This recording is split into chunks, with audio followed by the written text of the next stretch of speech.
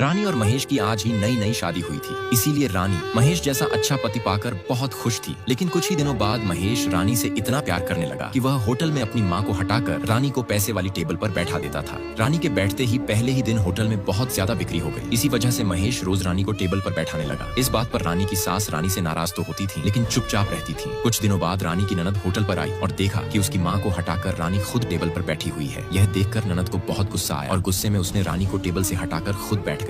धीरे धीरे ननद रानी को डांट कर ऑर्डर देने लगी और रानी भी उसकी बात मानकर काम करने लगी। इसी दौरान एक दिन रानी के माता पिता होटल पर आए और देखा कि रानी तो एक नौकरानी की तरह काम कर रही है। यह देखकर रानी के पिता भी चुपचाप रह गए। अब धीरे धीरे रानी की ननद रानी पर हुक्म चलाने लगी और उससे खाने की टेबल साफ करने को कहा। रानी गुस्से में पूरी टेबल साफ करने लगी। फिर धीरे धीरे रानी महेश के साथ पराठे वगैरह भी बनाने लगी और महेश से कहने लगी, मैं तुम्हारी रानी हूँ या बिना पैसों की नौकरानी। फिर रानी सारे बर्तन भी साफ करने लगी। तभी वहाँ महेश भी आया और रानी के साथ मिलकर बर्तन मांजने लगा। अब रानी रोज रोज होटल के बर्तन मांजती थी। इसी वजह से रानी की माँ उसे और मजबूत बनने की सलाह देती थी ताकि वह अपने ससुराल में अक्कड़ दिखा सके। इसीलिए आज रानी होटल पहुंचते ही सबके सामने महेश से कहती है, गलती मेरी थी जो मैंने तुमसे शादी की। सोचा था कि तुम मुझे रानी से महारानी बनाकर रखोगे, लेकिन तुमने तो मुझे होटल की नौकरानी बना दिया है। यह सुनकर महेश बस इतना कहता है, मैं कुछ नहीं कहूँगा, और चुप हो जाता है। अगले दिन महेश अपने दोस्त से कहता है, मेरी रानी को मैं कुछ कहूँ तो गुस्सा हो जाती है और कुछ न कहूँ तो भी गुस्सा हो जाती है। उसी तरह रानी भी अपनी सहेलियों से कहती है, महेश मुझे डांटता नहीं, बस चिल्लाता है। इसलिए मैं भी महेश को छोड़कर नहीं जाती, बल्कि पैसे की मेज पर बैठकर मैं ही ग्राहकों के लिए महेश से हर ऑर्डर बनवाती हूँ, जिससे महेश मेरे सामने आकर हाथ जोड़ता है। लेकिन रोज रोज की परेशानियों से तंग आकर रानी अक्सर अपने मायके चली जाती और फिर अगले दिन लौट आती। इसी तरह की स्थिति रोज चलती रही, जिससे महेश भी धीरे धीरे पागलपन की हालत में पहुंच गया। गुस्से और निराशा में एक दिन वह जमकर खाना खाता है और फिर आखिरी बार मरने की सोचकर सड़क पर जाकर लेट जाता है। लेकिन सड़क पर गाड़ी वाले उसे शराबी समझकर गाली देकर भगा देते हैं। अगले दिन महेश शांति पाने के लिए तपस्या शुरू कर देता है, लेकिन तभी उसकी माँ आकर उसकी तपस्या तोड़ देती है। यह देखकर महेश बहुत गुस्सा हो जाता है। इसके बाद रोज की तरह महेश और रानी फोन पर झगड़ना शुरू कर देते हैं और आखिर में गुस्से में महेश अपना फोन ही तोड़ देता है। अब रानी और महेश रोज आपस में झगड़ते रहते थे। इसी वजह से महेश रोज रानी की अपने घर पर जमकर तारीफ करता था और उसे मनाने के लिए फिल्म दिखाने भी ले जाता था। लेकिन फिर भी महेश की माँ रोज महेश को रानी के बारे में उल्टा सीधा कहती रहती थी। इससे रानी गुस्से में अपनी ससुराल चली जाती थी। तब महेश भी रानी को मनाने के लिए उसके पीछे पीछे बस में उसकी ससुराल चला जाता था। वहाँ दोनों साथ में जमकर खाना खाते थे और रात होते ही अपना सारा गुस्सा भूलकर आपस में रोमांटिक हो जाते थे। महेश रानी को खुश रखने के लिए रोज उसके लिए नई नई साड़ियाँ और अच्छे परफ्यूम खरीद कर लाता था। कुछ ही दिनों बाद रानी माँ बनने वाली थी। इस खुशी में महेश ने रानी के लिए बहुत धूमधाम से लोगों को बुलाया और उसकी अच्छी तरह से खातिरदारी की। फिर कुछ दिनों बाद रानी की डिलीवरी हुई। उस समय महेश खुद रानी के पास रहा और बच्ची होने पर उसे सबको दिखाया। बेटी के जन्म की खुशी में महेश ने रानी की बहुत अच्छे से देखभाल की। धीरे धीरे महेश ने अपनी बेटी की खुशी में रानी से झगड़ा करना पूरी तरह छोड़ दिया। दोनों अपनी बेटी के साथ बहुत खुशी खुशी दिन बिताने लगे। लेकिन इसी बीच महेश की माँ फिर से महेश को रानी के बारे में उल्टा सीधा कहने लगी, क्योंकि सब जानते हैं कि घर में कुछ औरतों की वजह से अच्छे भले घर टूट जाते हैं और महेश के साथ भी वही हुआ। उसकी माँ की वजह से उनका खुशहाल परिवार फिर से उजड़ गया। अब रानी और महेश के झगड़े की वजह से रानी महेश की खूब धुलाई कर देती है। तब महेश उसे रोकते हुए पूछता है, क्या हुआ? रानी कहती है, क्योंकि तुम्हारी माँ और तुम दोनों को मेरा यहाँ रहना पसंद नहीं है। महेश फिर कहता है, क्या हुआ है? ठीक ठीक बताओ। रानी कहती है, तुम्हारी माँ तो सिर्फ मुझे घर से निकालना चाहती है। यह कहते हुए रानी फिर से महेश को पीटने लगती है। महेश फिर पूछता है, क्या हुआ है? साफ साफ बताओ। रानी कहती है, तुम्हारी माँ तुम्हारे लिए दूसरी लड़की देख रही है और तुम धोखेबाज मेरे सामने झूठा नाटक कर रहे हो। तब महेश कहता है, मैं अपनी रानी को छोड़कर किसी और से कैसे शादी कर सकता हूँ? फिर महेश अपनी माँ के पास जाकर पूछता है। इस पर रानी गुस्से में तेल की टीन महेश पर फेंक देती है और कहती है, तेरी माँ तेरे लिए लड़की तय करके आई है। तभी महेश की माँ कहती है, हाँ, मैं अपनी दोस्त की बेटी से तेरी शादी पक्की करके आई हूँ, तो तेरी ये बीवी मेरा क्या बिगाड़ लेगी? तब महेश को पता चलता है कि ये सारा काम उसकी माँ ने किया है। गुस्से में महेश कहता है, किससे पूछकर किया ये सब? महेश की माँ जवाब देती है, मुझे किसी से पूछने की जरूरत नहीं है, क्योंकि जब से ये तेरी बेमेल रानी इस घर में आई तब से इस घर की खुशियाँ चली गई हैं। यह कहते हुए महेश की माँ नाटक करते हुए रोने लगती है और फिर महेश को पकड़कर ओवर एक्टिंग करती है। तब महेश फिर से रानी से कहता है, आई लव यू रानी, मेरी जान हो तुम। यह कहकर वह रानी को मनाने की कोशिश करता है, लेकिन रानी गुस्से में कहती है, तेरी तो पहले से ही उस लड़की पर नजर थी, तभी तो तू उसके साथ बड़े मजे से बातें कर रहा था।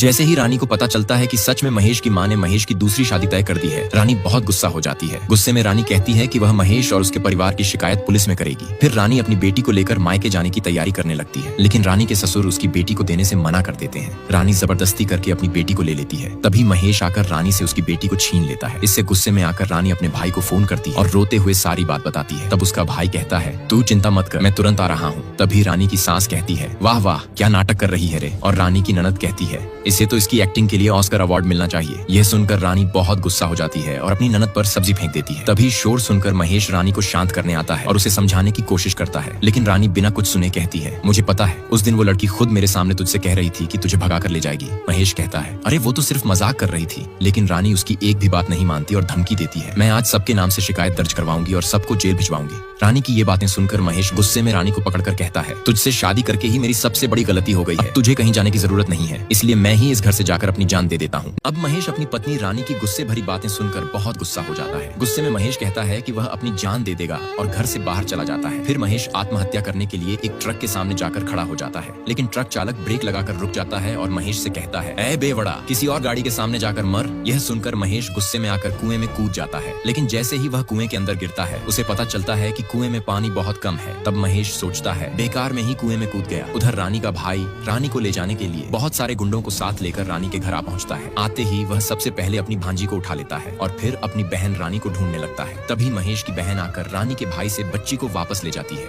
यह देखकर रानी का भाई गुस्से में पहले महेश के पिताजी को थप्पड़ मार देता है। फिर उसके गुंडे एक एक करके महेश के पूरे परिवार की बुरी तरह पिटाई करते हैं। इधर कुएं में फंसा महेश जोर जोर से बचाओ बचाओ चिल्लाता रहता है, लेकिन उधर तब तक रानी का भाई पूरे घर में तोड़फोड़ मचा देता है और रानी व उसकी बेटी को लेकर वहां से चला जाता है। कुछ देर बाद एक बूढ़ा आदमी आकर महेश को कुएं से बाहर निकालता है। फिर रात को महेश पूरा भीगा भीगा घर लौटता है। वह देखता है कि उसकी दुकान पूरी तरह टूटी फूटी है। उसकी बहन और माँ रोते हुए कहती हैं, तेरी बीवी के भाई ने हमें बहुत बुरी तरह मारा और फिर रानी और तेरी बेटी को साथ ले गया। उधर ऑटो में बैठी रानी अपने भाई से कहती है, मैंने तुझसे सिर्फ मुझे ले जाने के लिए कहा था, तूने ये तोड़फोड़ क्यों की? तब उसका भाई गुस्से में कहता है, चुपचाप बैठ जा। अब महेश रानी को वापस बुलाने के लिए फोन करता है, लेकिन रानी फोन रिसीव नहीं करती। रानी अपने माता पिता से कहती है, मेरे पति तो बहुत अच्छे हैं, लेकिन उनके घर वाले अच्छे नहीं हैं। यह सुनकर रानी की माँ रानी को गालियां देने लगती है। फिर बिना कुछ सुने ही रानी का भाई घर के गेट पर ताला लगा देता है। इधर जब रानी फोन नहीं उठाती तो महेश गुस्से में पहले नहाता है और फिर अपनी बुलेट लेकर रानी के घर पहुंचता है। वहां वह देखता है कि घर पर ताला लगा हुआ है। तभी रानी के भाई के गुंडे महेश को पीटने के लिए आ जाते हैं, लेकिन महेश भी एक एक करके सबकी जमकर धुलाई कर देता है। उसी समय उधर रानी का भाई पुलिस स्टेशन जाकर शिकायत दर्ज कराता है कि महेश ने रानी और उसके परिवार को बहुत सताया है। यह सुनकर पुलिस मैडम तुरंत महेश को थाने बुला लेती है। महेश अपने परिवार के साथ तुरंत थाने पहुंचता है और कहता है, ये शिकायत मेरी रानी ने नहीं दी होगी, क्योंकि मेरी रानी ऐसा कर ही नहीं सकती। लेकिन पुलिस मैडम पहले से ही पैसे खा चुकी होती है, इसलिए वह महेश की एक भी बात सुने बिना उससे जल्दी जल्दी कागजों पर साइन करने को कहती है। तभी महेश की माँ कहती है, मैडम आप हमारी हालत देखिए, रानी के भाई ने गुंडे भेजकर हम सबकी पिटाई करवाई है और अब आप कह रही हैं कि सारी गलती हमारी है। यह सुनकर पुलिस मैडम गुस्से में कहती है, मुझे कोई बात नहीं सुननी, चुपचाप सब लोग साइन करो। मजबूरी में महेश बिना कुछ कहे चुपचाप साइन कर देता है और उदास होकर रानी के साथ बिताई हुई पुरानी यादों में खो जाता है। अब महेश अपनी पत्नी रानी को वापस घर लाने के लिए बहुत से मंदिरों में जाता है। वह पंडित के कहे अनुसार कई मंदिरों की नदियों में स्नान करता है और हर मंदिर के सामने भिक्षा भी मांगता है ताकि रानी वापस आ जाए। लेकिन इतना सब करने के बाद भी रानी का कोई अता पता नहीं चलता। रानी के पिताजी बहुत अच्छे इंसान थे, इसलिए उन्होंने रानी और महेश को फिर से मिलाने के लिए एक बड़ी योजना बनाई। योजना यह थी कि रानी के पिताजी एक आदमी से कहते हैं कि वह महेश को जाकर बताए कि उसकी बेटी का मुंडन आज ही हो रहा है। वह आदमी तुरंत महेश के पास जाकर यह बात कहता है। यह सुनकर महेश बहुत गुस्से में आ जाता है और तुरंत अपनी बेटी को देखने निकल पड़ता है। इधर रानी और उसके माता पिता अच्छे से सज धज कर घर से निकल जाते हैं। उसी समय कालुआ चोर, जो पहली बार चोरी करने जा रहा था, बाबा के मंदिर में मनौती मांगने पहुंचता है। मनौती मांगने के बाद वह पास बैठे एक गरीब आदमी के पास बैठ जाता है और अपनी पुरानी चोरी की कहानी सुनाने लगता है कि एक बार गाँव वालों ने चोरी के कारण उसकी खूब पिटाई की थी, इसलिए वह आज मंदिर में मनौती मांगने आया है। तभी रानी का पूरा परिवार मंदिर में पहुंचता है। वे आते ही एक नाई को बुलाते हैं ताकि वह रानी की बेटी का मुंडन करा सके। थोड़ी ही देर में नाई भी वहां पहुंच जाता है और जल्दी जल्दी में मुंडन शुरू कर देता है। लेकिन तभी महेश भी वहां पहुंच जाता है। वह पहले बाबा को प्रणाम करता है और फिर गुस्से में आकर नाई को एक जोरदार थप्पड़ मार देता है। अब महेश अपनी बेटी को लेने के लिए सीधा बाबा के मंदिर में आता है। आते ही वह नाई को जोरदार थप्पड़ मारकर अपनी बेटी को लेकर जाने लगता है,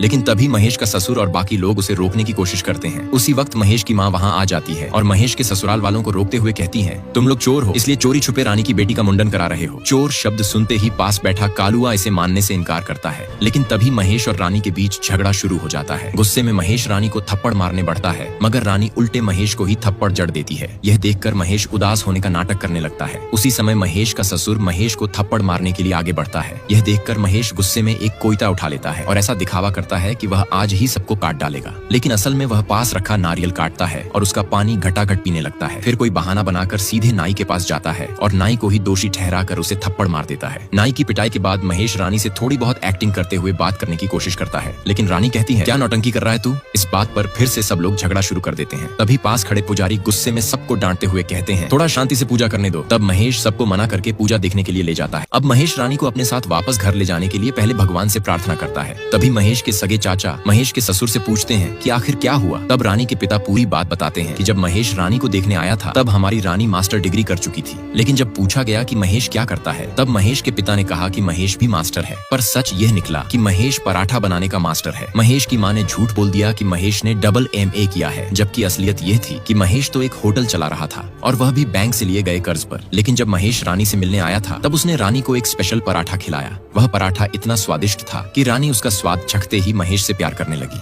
इसके बाद दोनों रोज मस्ती से घूमने लगे और घंटों घंटों फोन पर बातें करने लगे। लेकिन इसी बीच रानी के भाई को उसकी ही एक दोस्त ने कहा कि महेश का परिवार गुंडों का है, इसलिए रानी की शादी वहाँ बिल्कुल मत करवाना। इस बात से अगले ही दिन रानी के पिता ने महेश के पिता से बात की और उसी वक्त महेश और रानी की शादी टूट गई। यह सुनकर महेश गुस्से में आ गया और अकेले ही 10 पराठे खा गया। फिर वह गुस्से में रानी के घर पहुंचा और उसके सामने ऐसा नाटक किया कि रानी खुद अपने घर से भागकर महेश के साथ शादी कर बैठी। नेक्स्ट पार्ट के लिए लाइक और कमेंट करें।